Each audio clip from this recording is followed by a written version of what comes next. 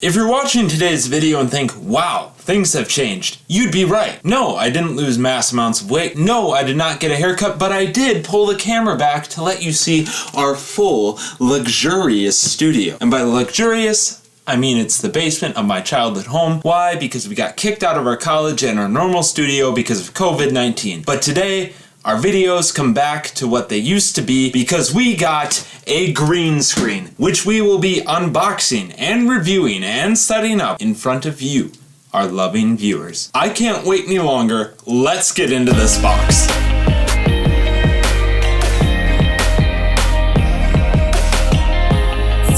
So this is the Fancierstudio 2000 watt green screen kit, and this is quite the upgrade from the normal setup that we've been using for the past couple weeks. The past couple weeks have been filled with 3 chicken lights, 1 bulb that burnt out, the other a halogen light that has stuff melted on it now because I didn't realize the fabric I was using could melt, and paper towel to diffuse light.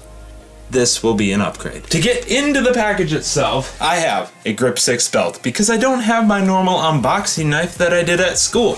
So we take off the actual belt portion and we use the belt buckle to cut in to the packaging because it is that versatile. The Fancierstudio 2000 watt light kit retails for $139.99 on Amazon, link in the description. Because of COVID-19, this took a month to get here, which I talk about in a different video. But that is no more because it's here in our arms and I will attempt to set it up. Inside the box is a large bag. Inside this bag is a 10x12 chroma key green screen along with 3 lights. One is a hair light and the other are 2 on stands, which all include softboxes for them. There is no sand included for the hair light, if you're wondering. The bag, nothing special, kind of reminds me of a Chick-fil-A to-go bag that I have. This is the base of a stand, very lightweight. Construction is not terribly rigid, but I don't think it'll break the first time, which I'm thankful. This is an arm that goes on top of that stand, another stand.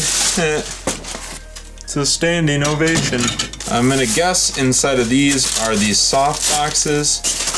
Yep, and these are all nice and individually packed, which I really enjoy because it'll never be this neat again. More softbox, the green screen itself, and lots of light bulbs. 2,000 watts in total. Oh my goodness gracious, there are a ton of bulbs. I don't know what this is yet. We'll figure it out. This is for holding up the green screen.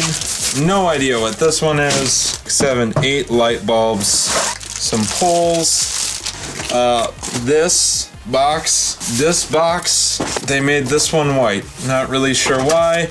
Oh, good. Instructions.